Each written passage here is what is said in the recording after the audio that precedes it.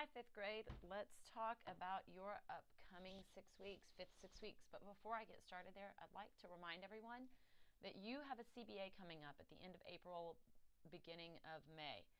And I really want to make sure you understand what's going to be on that CBA because I have included it for you. If you go under yearly content documents and go down to curriculum CBA blueprints, you can click right here on this button that says April 2013 CBA blueprint. If you would open up this attachment, you will see that I have included for you every TEK and what unit that's in for the upcoming CBA. Notice you're going to be working out of the fourth and fifth 6 weeks because that ends about 2 weeks earlier, and I know there was some concern in the middle of your testing that you need a little bit more grace time, so this should give that to you. But these are the TEKs. Also, I want to tell you, I will only test what is in the clarifying document. So if it is not in the clarifying document but is in your textbook, I'm not going to test that. So you have to look at those clarifying documents. A great example of this would be taking these clarifying documents and re-looking at them before that test and making sure that you have really gone over these key points. So I just want to throw that out to you. Make sure you understand that. If you have any questions, please let me know. But that is there for you. That is there for you each 6 weeks. Now, let's go into the fifth 6 weeks and see what we're working on. This fifth 6 weeks for you is a doozy. You have 3 units and you have so many TEKs to cover. You're really going to have to focus on the specifics of the clarifying documents, get through them, and get out. Because these are one of those where if you spend too much time, you are not going to make it through, and it's important that you do. So let's look at our suggested pacing guide because that's always how I start to plan. I start with your fifth 6 weeks on rails across the nation and farmers, cowboys, and war in the West. I have 4 days on rails, 6 days on the farmers and cowboys. So let's go up to your standards and check out what you need to know. Why did people move west? During the late 1800s, people continued to move west for free land in the plains, expansion of the Transcontinental Railroad, African Americans found new towns, and farmers from other countries moved west.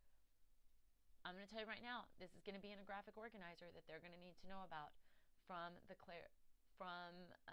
CBA. So please make sure that they are able to see that.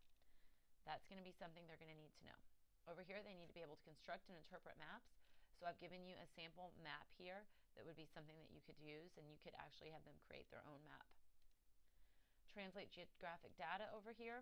I have just look at a blank map and the states that are the Transcontinental Railroad. Have them say where the Transcontinental Railroad traveled through. On their CBA, they need to know that it met at Promontory Park in Utah and be able to read that from a map. That's going to be important. Identify and describe the types of settlement, that there was rich soil, farming, and ranching, and so that's what helped farming grow as a major industry. That why did people use sod to build houses? I'm going to tell you right now, they will need to know about sod houses. And what they need to know is that is the way that people have adapted to and modified their environment. When they didn't have other things to use, they used sod. They need to know this definition. It is just as important that they know what's here, that they also know this vocabulary up here. That is adapting to and modifying your environment. That's going to be on the CBA. Analyzing positive and negative consequences of human modification. They need to be able to look at the effects of barbed wire and understand barbed wire. These are the important people that you'd want to go over, and I've included off to the side a Charles Russell website, a Frederick Remington lesson plan, and a Mark Twain. So these are the types of things that they would need to know here. Here's a James Audubon Society. Now I'm going to tell you right now, hit on these important people. Make sure they do understand these, that they know who these people are, and that they're important. Over here, they need to know that the Transcontinental Railroad established towns and that it fed the supply and demand. And what else did it do? It provided jobs. So that's your first unit, what you need to know. Then we go into immigration. Let's look at this. Challenges. They would need to know that an immigrant had the challenges of language, finding housing, assimilation into existing culture would be a challenge. What would be an opportunity? So you want to make sure that they understand what that is, what a tenement house is. I have here about Jane Addams, and that she she opens Hull House, and that's a settlement house for immigrants in order to relocate them from a tenement. And this is a settlement house right there. So, and I have kind of an example question here. Describe the impact of mass production, that a corporation is owned by investors, that a monopoly is a company that has control of an entire industry. Andrew Carnegie is with steel, Rockefeller's oil. So they need to know those pieces. Here, that the economic development, that Henry Ford was the assembly line in the automobile, and that Samuel Gompers was with labor unions. Various patriotic symbols. Although the elephant has been connected with the Republican Party in cartoons that appeared, it was Nast's cartoon in 1874 that made the animal stick. And I have this over here for you that has an explanation on this website is why he is. So what they would need to know is that Thomas Nast is a Republican. He picks the elephant for the Republican because an elephant is supposed to be smart, it is strong, and he picks something that he really an animal that he thinks people would look up to. He picks a donkey because he does not like the Democrats, and he thinks they're very stubborn. And that is why he picks a donkey for them. So, he didn't pick a Mustang, he didn't pick a horse, he picked a donkey. Now, whatever happens, those two stick, and that's what we use up to this day. But it's important to understand why Nast would have picked that and where Nast was coming from so that you understand. I always wondered myself, why elephant and why one donkey? What's that mean? So it's important students know that. They need to understand that the pledge signifies the promise that citizens make to uphold the ideals of the Republic. They need to have here that these are some big symbols. Ellis Island, when you hear that, that's about immigration. Statue of Liberty, it's the universal symbol of freedom. The White House is the symbol of executive power. That means of the presidency. Duty to participate in civic affairs is voting, volunteering, knowledge of current events.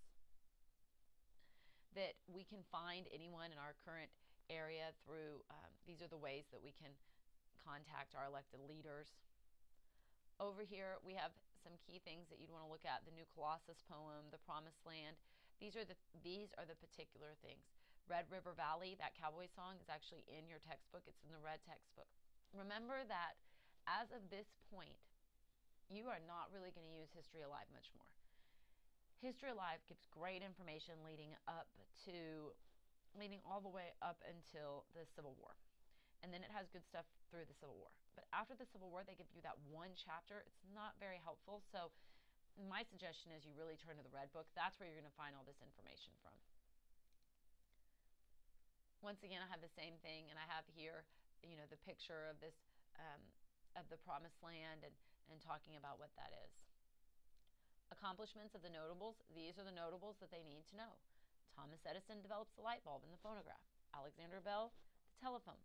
George Washington Carver, the Peanuts. The Wright brothers, successful airplane. It's important. And that inventions and growing cities created millions of new jobs. And I have an example here of, phones in service versus this. I like this because it's an example of cluing back into the standards so they understand the verbiage of it, but giving the detail. The question talks about the content. So it would say at the end of 1877, there were 3,000 phones in service. But by 1903, there were over 1,400,000 phones in service. During this time, phone companies sprang up around the United States, and more people were required to work the switchboards. How is this statement above is an example of what? How a technological innovation affected the economic development. Because what they need to understand is that requiring more and more people to work affects the economics of it, but that the telephone is the technological innovation. They should be able to take vocabulary such as this and tie that into what it is. This is eventually what they're going to have to do in 8th grade. And although there's a couple years to there, it doesn't mean we don't start preparing them now. And I also have explaining scientific discoveries, and that's really about just changing the way people communicate with each other over long distances. So let's look at the next one, the 5th 6 weeks.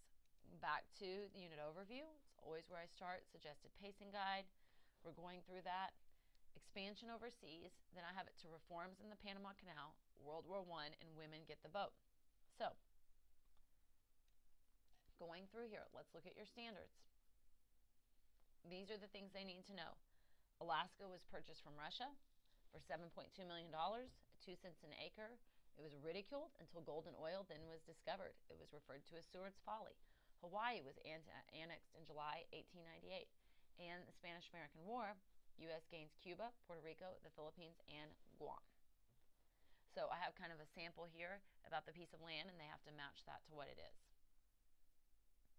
I have right here a map. If you're looking for a map of U.S. territory and leases, I've given you a PDF file on that, so you can feel free to look at that. When I attach these to you, if you want to print them off, give them to your students, you'll see it right here, and this will be something you could put on your projector screen, but you could kind of show them where it is and where the major trade routes are, and that would be something to kind of help with your students. But that's a great way for them to start looking at maps.